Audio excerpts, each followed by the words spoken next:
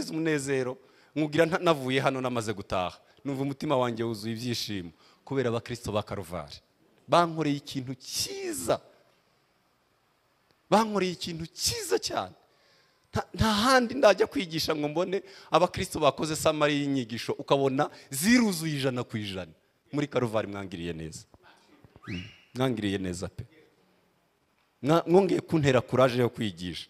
Hari aho njyangera natangira kwigisha bikantera impungenge nkibaza ko niba abantu barimo kumva, ariko mwamaze impungenge. Tuzamura amaboko. Haleluya! Asifiwe Yesu. Reka dusome ijambo ry'Imana. Reka dusome ijambo ry'Imana hanyuma tuganire.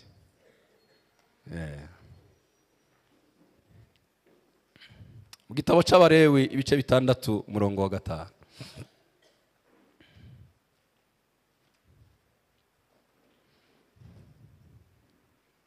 Turasoma umurongo wa 5 n'uwa 6 mu gitabo c'Abalewi.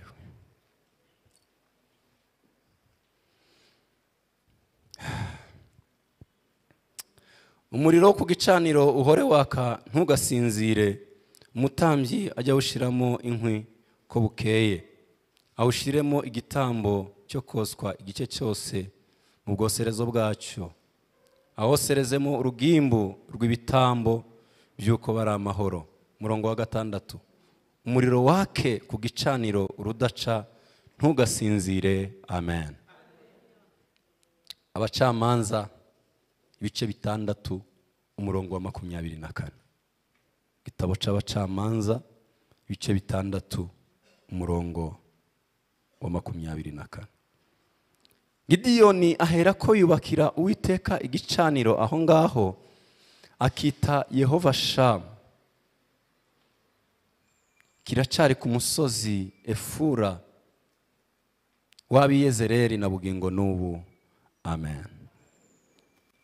Ibyakozwe n'intumwa, ibindi byanditswe nituza kubivuga rihangana abandika, nkunda kubibwira abantu abandika bandike ibyo byiza nitutabona umwanya wo kongera gusoma. Ibyakozwe n'intumwa ibice 18 murongo wa 24. Ibyakozwe n'intumwa ibice 18 umurongo wa 24. Hariho umuyuda witwaga Apolo wavukiye muri Alexandria, bukeye agera muri Efeso. Yari umuntu w'intyoza, umunyabwenge, kandi akaba n'umuhanga mu byanditswe. Uwo yarigishijwe inzira y'umwami Yesu, yagiraga umwete mwinshi mu mutima, avuga ibya Yesu kandi abyigisha neza. Ariko yaraza umubatizo wa Yohana gusa. Atangira kuvugira mu masinagogi ashize amanga, maze Priskila na Akwila bamwumvise bamujyana iwabo, bamusobanurira inzira y'Imana kugira ngo arusheho kuyimenya neza. Amen. Aya magambo ndayakunze cyane kuko ni meza. Mu gihe cya kera Imana yashizeho isezerano ryayo n'abantu. Isezerano ry'Imana n'abantu ryari Imana kubana n'abantu. Niryo ryari isezerano rya mbere Imana yahaye muntu. Imana imaze kurema umuntu mu gice cya mbere umurongo wa 26 mu itangiriro, yaravuze ngo mureke tureme umuntu usa natwe, ufite ishusho yacu. Mu bintu bya mbere bikomeye Imana yahaye umuntu, imaze kumuhereza ishusho yayo, yamuhaye presence yayo. Kabisubiremo. Imana imaze guhereza umuntu ishusho yayo. Ikindi Imana yahaye umuntu, ntabwo nakoze liste ngo mbabwire ngo ni ibiki Imana yahaye umuntu imaze kumurema, ariko bimwe mu byo yahaye umuntu, yamuhaye ishusho yayo imuhereza gusa nayo, irongera imuhereza presence yayo, imuhereza Edeni. Iramubwira ngo wowe uzatura muri presence yanjye. Nibwo busobanuro bwa Edeni. Uzaba muri Edeni, uzaba muri presence yanjye. Buri gihe Imana igakenera, Imana ikifuza ko yabana n'umuntu. Umuntu amaze gucumura,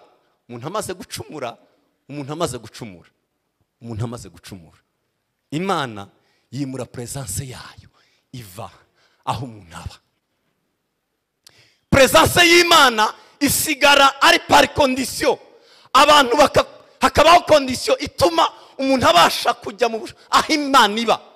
Imana ibasha kuza aho abantu baba, biba by condition, biba par condition.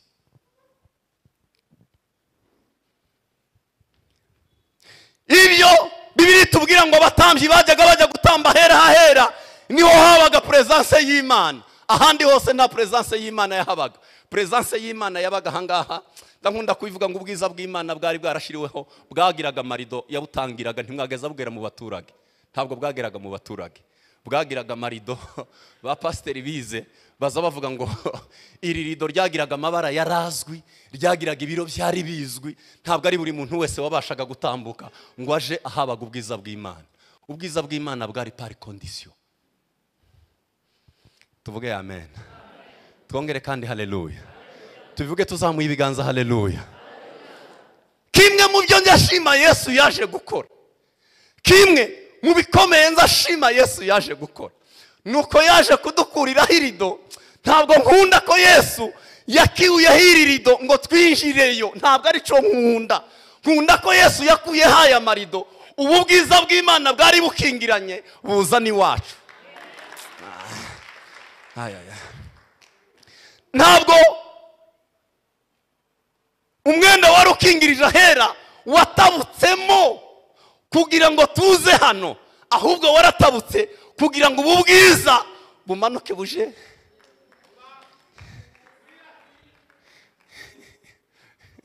Niyo mpamvu kubakira Imana igicaniro ntibikidusaba kuja kukanunga. Ese yo muvuze ngo amen.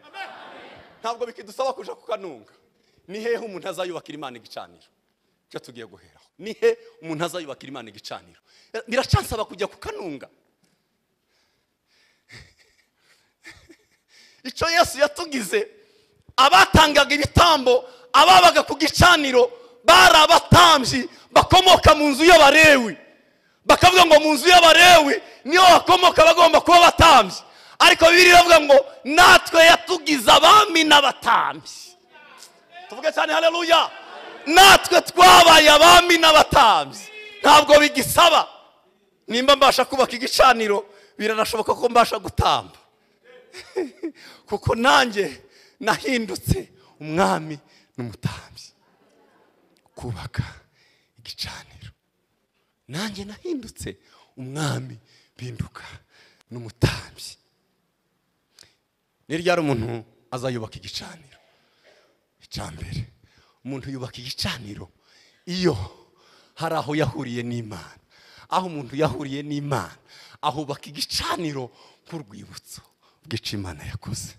Ndagisobanura. Umuntu yubaka igicaniro iyo hari icyo Imana yakoze. Ukubaka igicaniro kivuga ngo aha nahuriye n'Uwiteka, hubatse igicaniro gituma ntazibagirwa ko hari icyo Imana yakoze. Reka nubaka igicaniro. Mu gihe cya kera uwabonekerwaga n'Imana, Imana ikagira icyo imukorera, yubakaga igicaniro. Ingorane imwe Imana ifitanye na muntu kugeza ubu ni ukwibagirwa. Bisubiremo. Imwe mu ngorane zikomeye Imana ifitanye n'umuntu ni oubli, kwibagirwa. Ariko iyo umuntu yubatse igicaniro ni igihora kwibutsa ko hari icyo Imana yakoze. Hari umuntu uri hano ufite icyo Imana yamukoreye?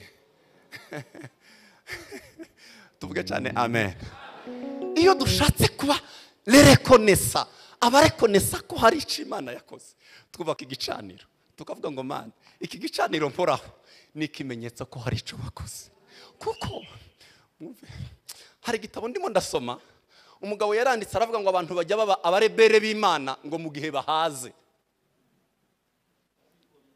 Abigomeke, abantu baba bigomeke ku Mana ngo mu gihe bahaze. Nje kubitekereza nsanga n'ukuri, buriya biza byoroha ko umuntu ajya gusenga ukagenda n'inzara, ariko biragoye cyane kujya gusenga n'impishi. Niba hari ikintu kigoye muri ubu buzima ni ukujya gusenga uhaze. Umuntu yagenda n'inzara, ukagenda ushonje, ukagenda bagusunika ufite inzara ukajya gusenga. Ariko niba hari ikintu kigoye, niba hari ikintu kigoye, niba hari ikintu gikomeye, ni umuntu kujya gusenga haze. Iyo twubatse igicaniro tuba tubwiye Imana ngo iki kizakomeza kitwibutse ko hari icyo wakoze, ntabwo nzibagirwa icyo wakoze. Umuntu akiyubakira igicaniro. Ikibazo nuko Imana imara kubikora ntitwubake urwibutso ruhora rutwibutsa. Imana imara kubikora ntitwubake urwibutso ruhora rukubwira ngo dore iki nacyo ni Imana yagikoze, tukibagirwa. Ndakunda kubwira abarokore, nkababwira ngo ntukemere kwihamba y'urugendo ikwicira impamvu y'urugendo. Ndagisubiramo, ntukemere kwihamba y'urugendo ikwicira impamvu y'urugendo. Muri uru rugendo hari iby'Imana iziduhereza bimeze nk'impamba. Abantu bari mu kubona impamba bagata urugendo bakicara ku nzira bakarya ihamba. Imana yari guhaye ihamba, ni impamba Imana yari guhaye ngo ukomeze, ariko wewe wamara kwibona se twovuga amen, twazamura amaboko haleluya. Umuririmbyi aravuga ngo nubona nibagiwe mwami Yesu uzanyibutse, nubona ngiye kwibagirwa.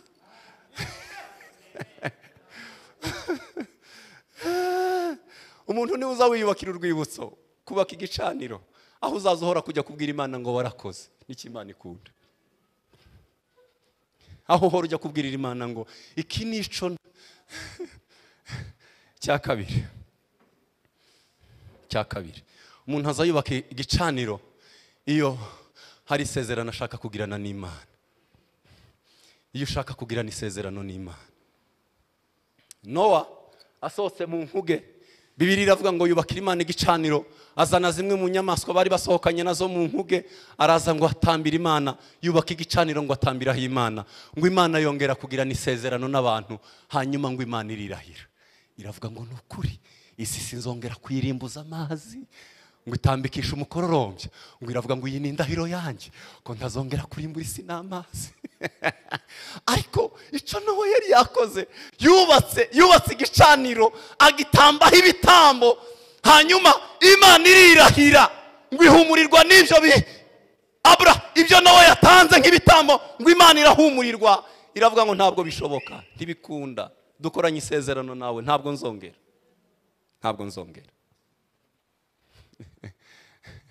Turaza kumanuka tugereyo. Iyo ushaka isezerano n'Imana, wubaka igicaniro. Kandi igitambo kimwe Imana ikunda kiruta ibindi byose tujya tuyihereza, ni ukwiyegurira Imana wese. Nico gitambo cyonyine duha Imana. Imana ijya iduhereza impano, ariko hari impano twebwe duha Imana. Impano ikomeye ubasha guhereza Imana ntabwo ari amafaranga. Si ukuzana inzu zawe ngo uzizane, impano imwe ikomeye Imana ishaka, ijya ivuga ngo hari uwampaye impano, n'uwabashe kwiyegurira Imana wese. Se murimo kumva? Niyo mpano imwe gusa Imana ikunda. Imana ijya yicara ikavuga ngo hari uwampaye impano iruta izindi, niyo wabashe kwiyegurira Imana wese, ukavuga ngo njyewe narayiyeguriye, Imana ikavuga ngo dore impano nkunda ni.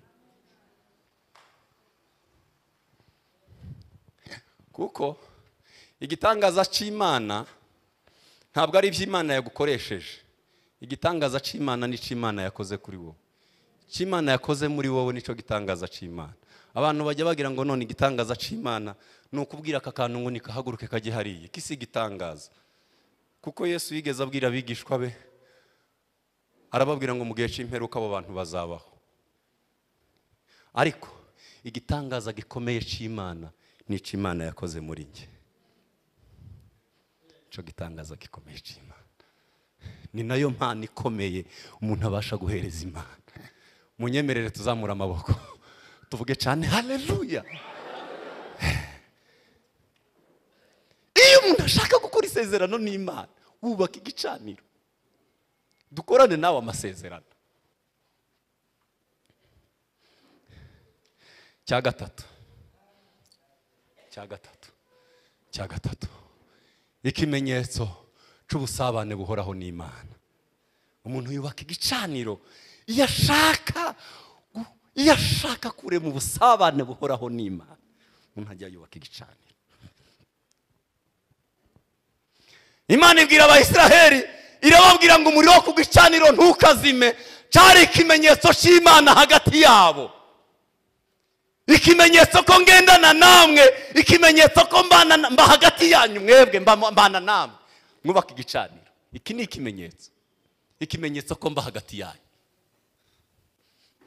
Iki ni cyo kimenyetso. Kandi umuriro wo ku gicaniro ntukazime. Ngo abatambyi bajya bahora bawenyegeza, umuriro ntukazime.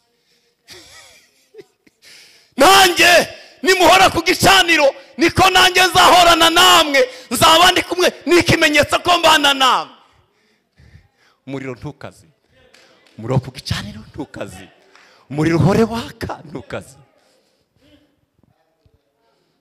Ntukazime.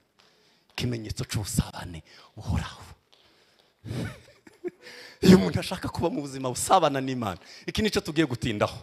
Ubuzima busabana n'Imana, umuntu ajya yubaka igicaniro. Icya kane, umuntu yubaka igicaniro. Ese turi kumwe? Yewe nafashwe cyane. Zamura amaboko tuvuge cyane haleluya. Nafashwe bene biteye ubwoba.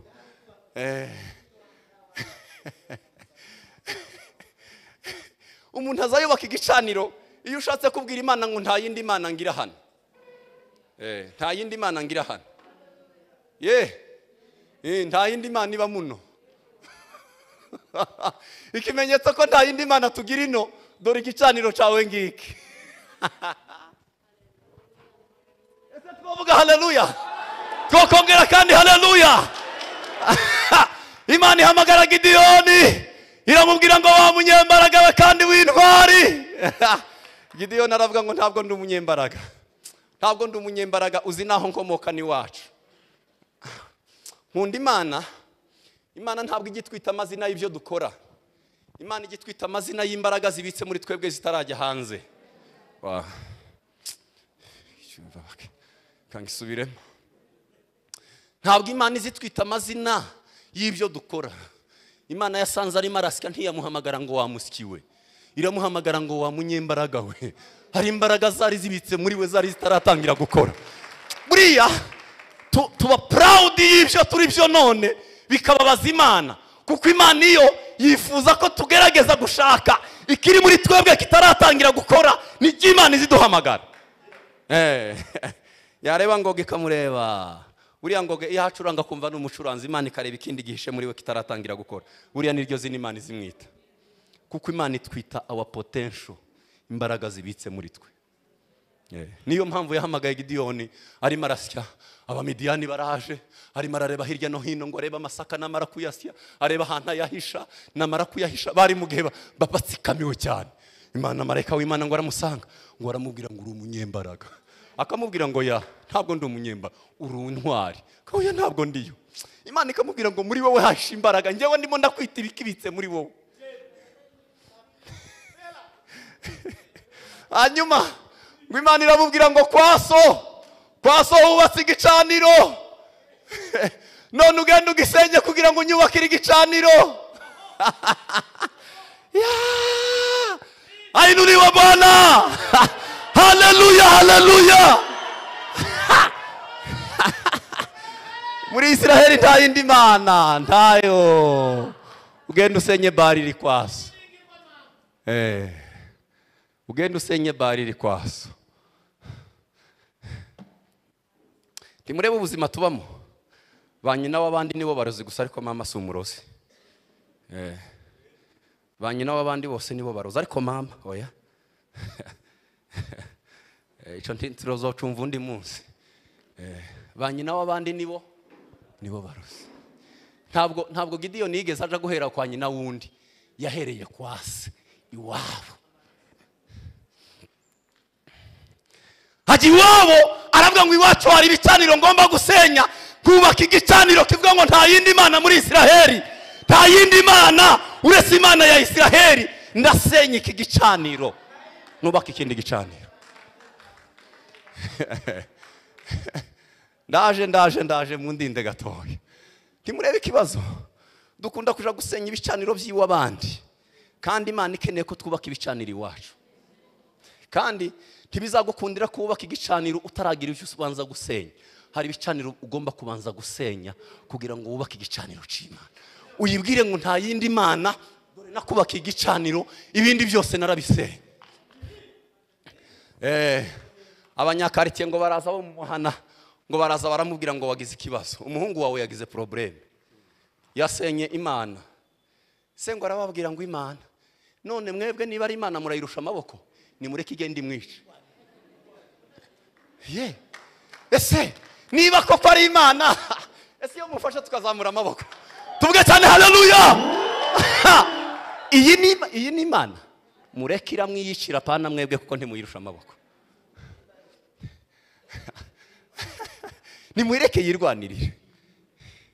Iyo arashaka kubaka igicaniro cy'Imana isumba izindi mana, iyo yasenye nimba ari Imana, muyihorere, mureke iramwica.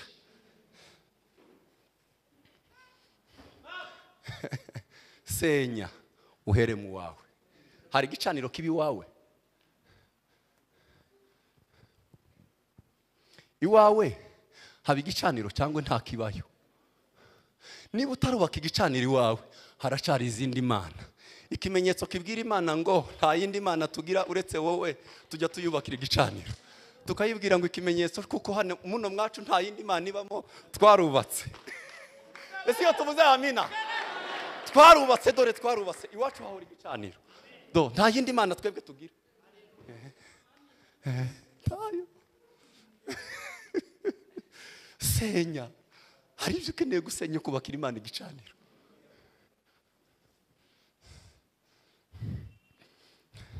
Ntabwo nshaka gutinda ku makuru ya Gideyoni, ariko yarasenye kugira ngo yubakire Imana. Nari mbabwiye ngo twubakira gicanira Imana kugira ngo twubake ubuzima bw'ubusabane buhoraho. Ubusabane buhoraho. Ndababwira ni hehe umuntu azayubaka igicaniro? Ahambere. Ndagaruka ku ijambo twasomye ryo mu byakozwe n'intumwa. Ahambere umuntu azayubaka igicaniro ni mu rugo. Niho hambere umuntu azayubaka igicaniro. Umuntu azayubaka igicaniro mu rugo.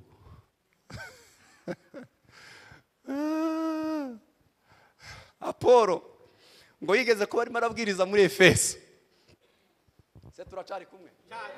Tuzamura ibiganza turebe. Tuvuge cyane haleluya. Apolo ngo yari umunyabwenge, ngo yari intyoza, ngo yarazi n'ibyanditswe. Apolo muri Efeso ngo yazabwiriza iby'ubutumwa bwiza bwa Yesu Kristo, ariko akamubwiriza nk'umuntu utaraza, akababwira amakuru. Yari umuntu wari uzi kubivuga cyane. Umunsi umwe ngo arimo arigisha, Priskila nakwira ndabakunda cyane. Nkunda Priskila nakwira. Umugabo n'umugore. Bari umugabo n'umugore. Ngo basanga yasaze ibyanditswe karabimenagura, karababwira amakuru. Ngo baramwegera baramubaza ngo se Apolo we wabatijwe mu batizo ki? Ngo arababwira ngo nabatijwe mu batizo wa Yohana. Hari uwundi mubatizo waje? Twebwe uwo kwa Yohana hari uwundi waje? Ariko ndabikwiye. Ngo baramubwira ngo uza amakuru, ngwino tukujana iwacu mu rugo. Tukujana iwacu mu rugo. Nta handi turakukubwirira ibyanditswe. Amakuru ya Yesu Kristo ntituyakubwirira mu ikanisa. Iwacu haba itorero. Rya rindi Paulo yagaza yandika ngo muzurize itorero ryo kwa Priskila nakwira. Ntabwo yari Karuvari. Oya wari umuryango. Mu rugo. baramubwira ngo Apolo turakujyana iwacu mu rugo, kuko twebwe iwacu tugira igicaniro, aho niho tuzadusobanura ibyanditswe mu rugo, apana mu ikanisa, mu rugo. Ngo baje kumubwira amakuru y'inzira ya Yesu Kristo n'umubatizo wa Yesu Kristo iwabo mu rugo. Yego, kuko habaga igicaniro. Comment ça va wewe na madame? Ça va bien? Wewe na madame ça va bien? Ko mucecetse. Wewe na bwana ça va bien? Mugira igicaniro wewe n'umugabo, mwosobanuriramo abandi ibyanditswe.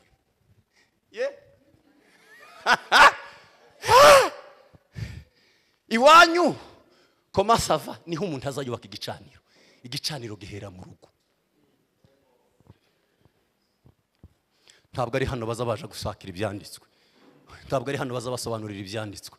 Priskira nakwira ngo baravuga ngo ngwino tukujyane mu rugo, niho umuntu azayubaka igicaniro. Harya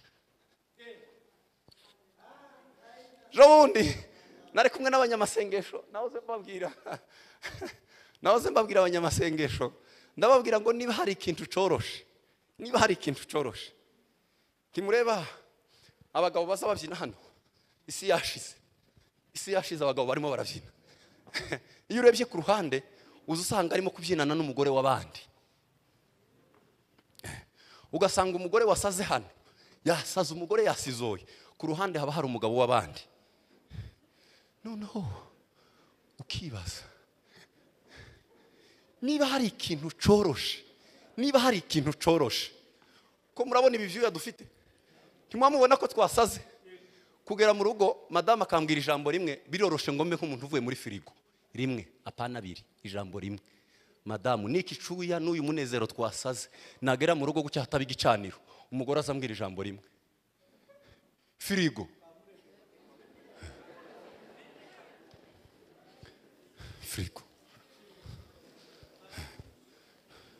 Umugore wasaze, igitangaza cabaye, umugore wasaze avec complexe y'abagabo.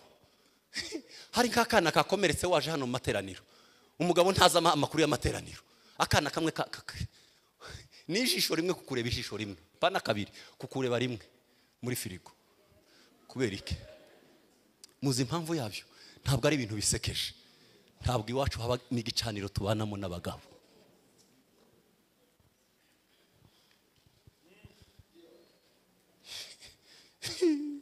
Ntabwo ububyutse bwa Karuvari buzava hano, buzava mu muryango wo kwa Ngoga wagize ububyutse iwabo, uwo kwa mama iwabo bagasenga,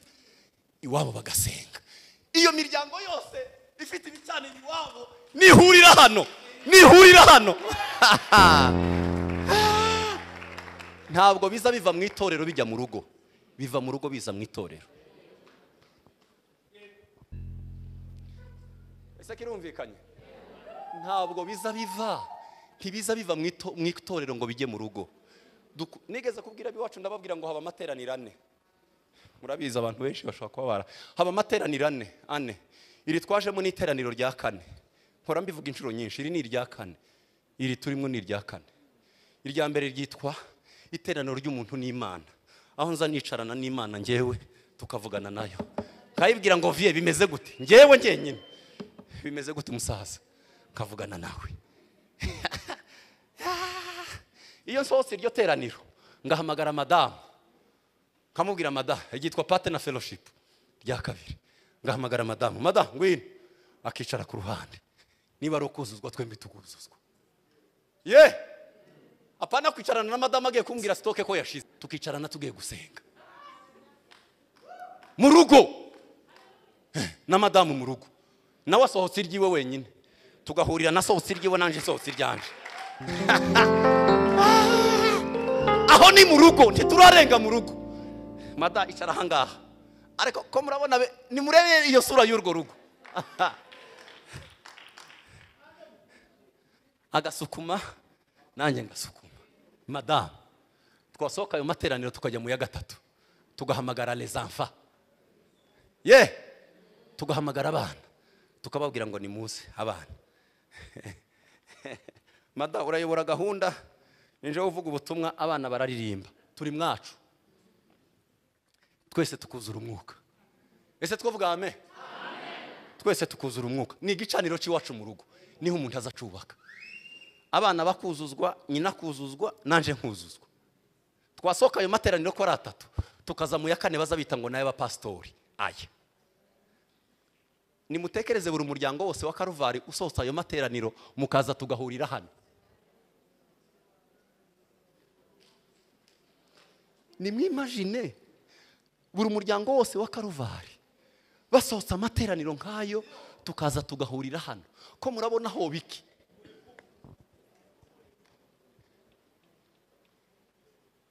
Umugabo nkunda cyane John Wesley ndamukunda cyane.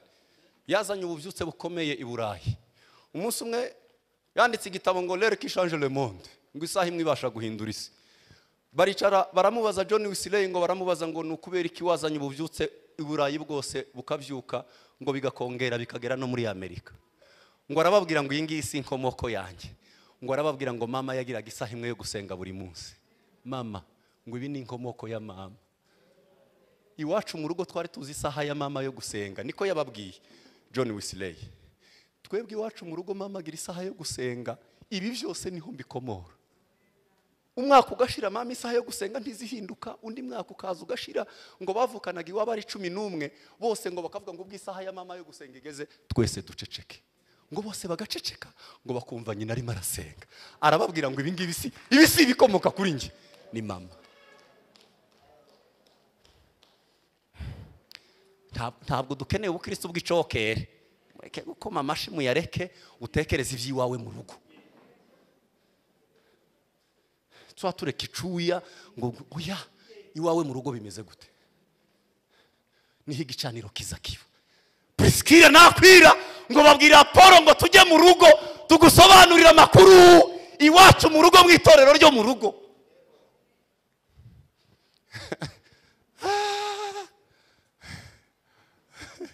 Abandi ngo bagira abagabo babananiye ngo bazabaja kubasengera kanyarira.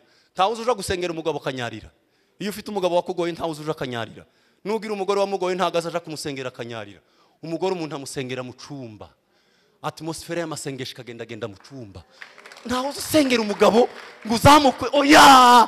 Umuntu asengera umugabo upfukamye ku gitanda mu rugo. Mu cumba hakumvikana umwuka w'amasengesho. Ntabwo urugo barusengera ku musozi. Iwawe mu rugo uzuhafukama uharema igicaniro mu rugo. Impumuro y'amasengesho yumvikana iwawe.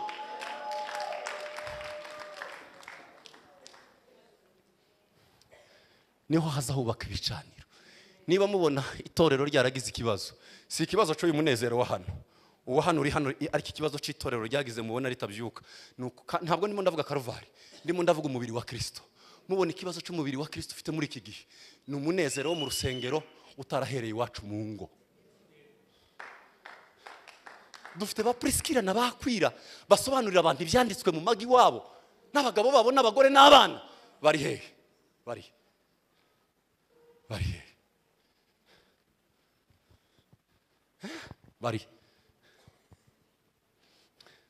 aha kabiri umuntu azayubaka igicaniro naho Imana yakubonekeye. Iki ndakivuga nitonze. Tuzamura amaboko.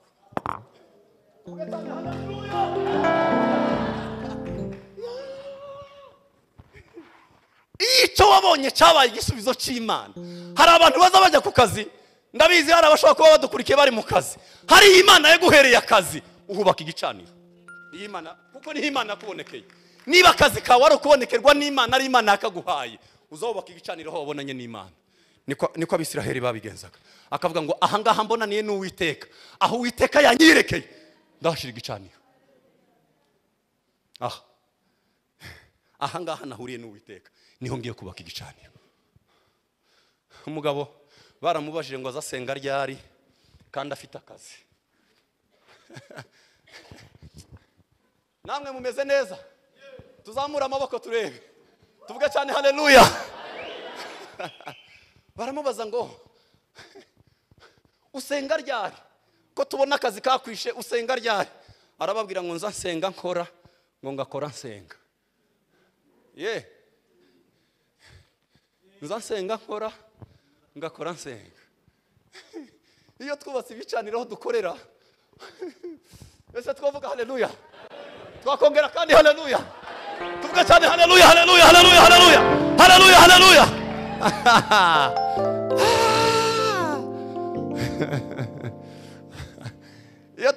Iyo duturana n'umutima usabana n'Imana, navuze ngo kubaka igicaniro ni ukubwira Imana ngo turashaka kurema ubuzima busabana nawe buhoraho, ubuzima buhoraho busabana nawe.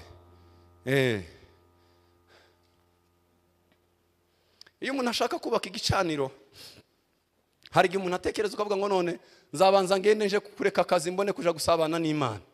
Oya, aho ukorera, aho usengera, kuko Uwiteka niho yakubonekeye. Aburahamu ngo abonekewe n'Uwiteka, ngo aravuga ngo reka nubakire Uwiteka igicaniro. Aha ngaho Uwiteka yambonekeye niho ngiye kubaka igicaniro. Ku kazi aho ukorera hubaka igicaniro, niho Imana yakubonekeye.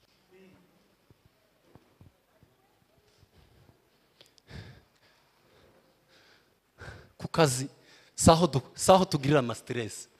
Oya, ni igisubizo c'ici Imana yaduhaye, tujya tubaka igicaniro. Iyo uvuye mu rugo aho ukorera hakaba ku gicaniro. Iyo cyo nari ngiye kuvuga, iyo umuntu ahora mu buzima busabana n'Imana, imirimo y'inyuma ihinduka kuramya. Kamisubiremo.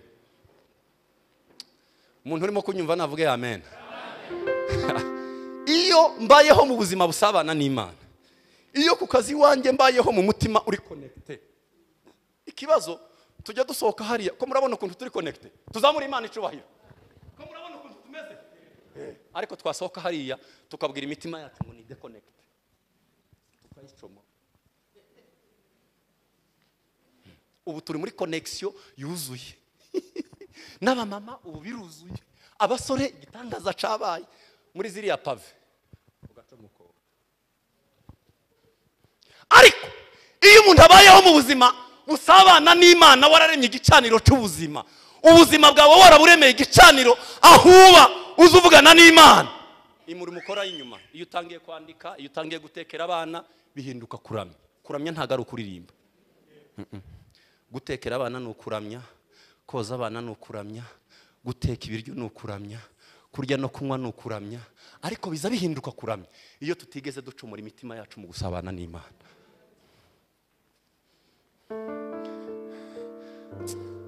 Umuntu urimo kunyumva navuge amen. Iyo ibyo nkora umutima wanjye ntingeze gucomora, uri mu buzima busabana, nkora nsenga, ngasenga nkora ibyo nkora, imirimo y'inyuma ihinduka worship. Naringiye kubabwira amabanga 5 atuma umuntu ahora mu buzima busabana n'Imana, ariko nta mwanya ngifite. Reka nsoreze kuri ibi ngibi. Ushaka kubaho ubuzima busabana n'Imana arinda ibintu 3. Yegusoza. Iyo umuntu ashaka kubaho ubuzima busabana n'Imana, uba umuzamu, umusekirite w'ibintu 3.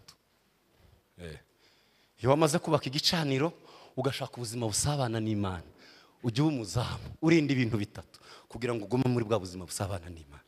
You protect 3 things. 3 basha kurinda kugira ngo ugume mu buzima busabana n'Imana. Tibibe periode kuko ngo wize twashira gitangaza cyabaye. Oya, iyo byakubereye ubuzima uhora uri umuzamu w'ibi bintu ko ari 3. Icambere, urinda akanwa kawe. Nta muntu uba mu busabana n'Imana ugira amagambo. Chunga ulimi wako, chunga maneno yako. Ulimi una baraka na pia una laana. Muzamu wa kanwa, zurinda kanwa.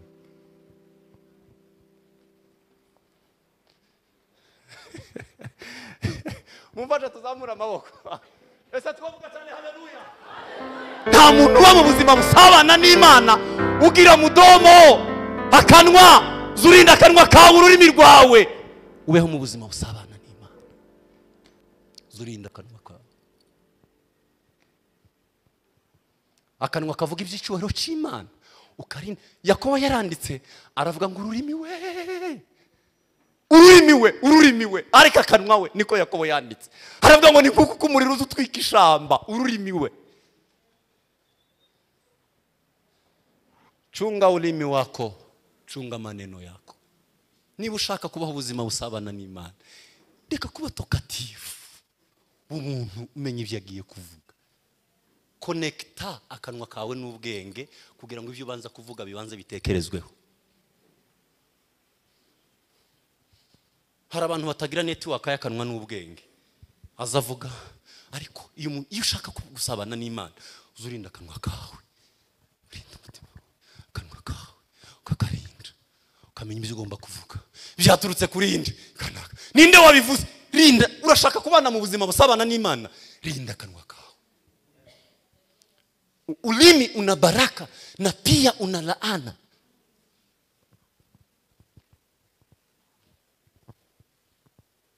Icya kabiri, protect your mind. Rinda imitekerereze yawe. Mitekerereze yawe. Abaroma 12 umurongo wa 2 havuga ikintu gikomeye nkunda cyane. Iki cyanditswe ndagikunda. Paulo yaranditse guhera ku murongo wa mbere arababwira ngo nuko bene data ndabinginga kubw'imbabazi z'Imana ngo mutange imibiri yanyu bibitambo bizima byera bishimwa n'Imana, nguko niko kwikorera kwanyu gukwiri. Arababwira ngo ne se conforme pas au siècle présent mais soyez transformés. Kandi ntimwishanye n'abiki gihe, ahubwo muhinduke mugize gutekereza gusha. Mugira imitekerereze ivuguruye. Rinda imitekerereze yawe. Ntabwo imitekerereze iri izihinduka kugeza umunsi wahinduye ibyo uyigaburira, ariko imitekerereze ntizihinduka, ahubwo umuntu azahindura ibyo agaburira imitekerereze ye. Kambisubiremo. Imitekerereze ntiyahinduka kugeza umunsi wahinduye ibyo uyigaburira. Kandi umuntu wese ajaba ico yagaburiye ibitekerezo bye. You become what you feed your mind. You become what you feed your mind. Urinda ibyo ugaburira imitekerereze yawe. Twebwe turi produit. We are product of our mind. Turi produit z'imitekerereze yacu. Hanyuma imitekerereze yacu nayo iduhereza ibyo twayigaburiye. Abo ngendana nabo barakontribuwa kukugaburira imitekerereze yanjye. Ibyo mpozaho amaso birakontribuwa kugaburira imitekerereze yanjye. Abo nahaye amatwi yanjye birakontribuwa kukugaburira imitekerereze yanjye. Ninde mugendana? Nibiki uhanze amaso, nibiki uhaye amatwi yawe. Ibyo nibikontribuwa kukugaburira imitekerereze yawe. Hindura. Umwana azaboga ibyo haze.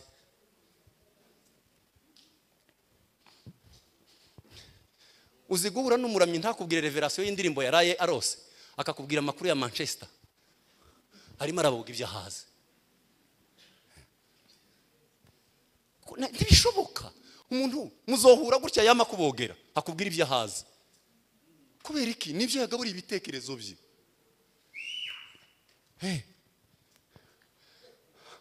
Abanyabwenge bashize imitekerereze mu bice bitatu. Baravuze ngo abantu bagira imitekerereze yo hasi, ngo iyo bahuye baganira ngo bazabaganira ku bandi, ngo abo bitwa the lowest minded people. Abantu bagira imitekerereze iciriritse, ngo iyo baganira bazabaganira abandi. Niko wa uza makuru ya yose. Iyo bahuye ngo iyo barimo baravuga, iyo nta kindi bazabavuga, ngo bavuga ubundi batari kumwe nawe. Ngo abo bagira imitekerereze yo hasi. Abandi bagira imitekerereze ya kabiri ngo nabagira imitekerereze average mind people. N'abantu ngo bazabaganira ama evenement, ibyabaye, ibintu byabaye, events zabaye, nibyo bazabaganira. Hanyuma ba gatatu nibo bagira imitekerereze yo hejuru, ngo bo bazabaganira ku bitekerezo, nibo bazabavumbura ibitekerezo. Ntibagira umwanya wo kuganira abantu, ntibagira umwanya wo kuganira ibyabaye, bazabahimba ibitekerezo n'ibitorero rikeneye. Abicara bakavuga ngo itorero tugire gute? Twicare muze tuje inama. Nta mwanya bagira wo kuvugana n'abandi ngo hoya. Nibo bavumbuza ibi bitekerezo. Ukaba umuzamu w'akanwa kawe, ukamenya ngo ngiye kuvuga iki. Ukaba umuzamu w'ibyo uhereza amaso yawe n'ibyo uha amatwi. Ukaba umuzamu wabo mugendana, bakontribuwa kwangiriza mu bitekerezo. Abantu benshi twabanze atari uko hari bibi badukoreye, nuko hari uwambwiye akambwira ngo uzi ko uyu muntu yangize gutya, uzi ko uyu muntu yangiriye gutya, mwanga nta kibi yankoreye kubera amakuru yiwe gusa wanshize wandoze mu bwonko. Umuntu akaza akandoga ngakingura ubwonko bwanjye, akandoga akanshiramo uburozi ugatuma nkwanga ntaco wankoreye. Si haki tuyice iyo mambo tuyace. Urashaka kuba ubuzima busabana n'Imana, rinda imitekerereze yawe. Salomo yaranditse ngo ko umuntu atekereza ni kwari. Cya gatatu nicyo nsoreza, nukurinda umutima wawe. Bibiliya iravuga ngo rinda umutima wawe kuruta ibindi byose birindwa, ngo kuko nimo iby'ubugingo bikomoka. Rinda umutima wawe. Umuzamu umutima wawe, umuzamu w'akanwa kawe, umuzamu w'ibyo uhereza ibitekerezo byawe. Shaka kuba ubuzima busabana n'Imana. Tugiye gusenga Imana, isengesho rigufi cyane, ariko hari icyo wumva urashaka kubaka Imana iwawe, igicaniro iwawe mu rugo, tambaraga ubifitiye. Haguruka dusenga Imana, tubwire Imana ngo nanjye wanjye ndashaka kubaka igicaniro, ubuzima bwibuka icyo wakoze, ubuzima busabana nawe. Haguruka dusenga n'Imana, kadusenge. Mwami Yesu, Mana y'imbaraga, ndakwizeye ndakwiringiye, ni wowe munyembaraga, jambo ryawe n'ukuri. Iyo uvuze biraba kandi utegetse birakomera. Nani mwenye mamlaka kama wewe? Turakeneye kukubakira ibicaniro, tukubaka mu itorero, tukubaka aho dukorera, tukubaka iwacu mu mago. Ela bonde la rideni zalariere te perter de zalaga. Elando zamblande ya sokilaria de venizalarite.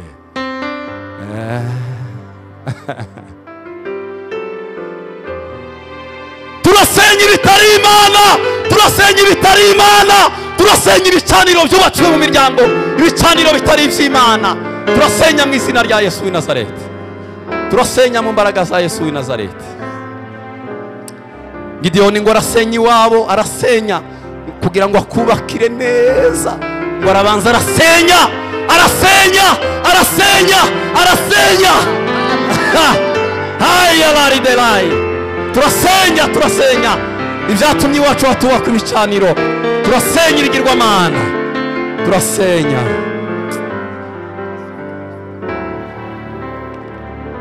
Haleluya, haleluya, haleluya. Dukomere ijambo ry'Imana amashuri.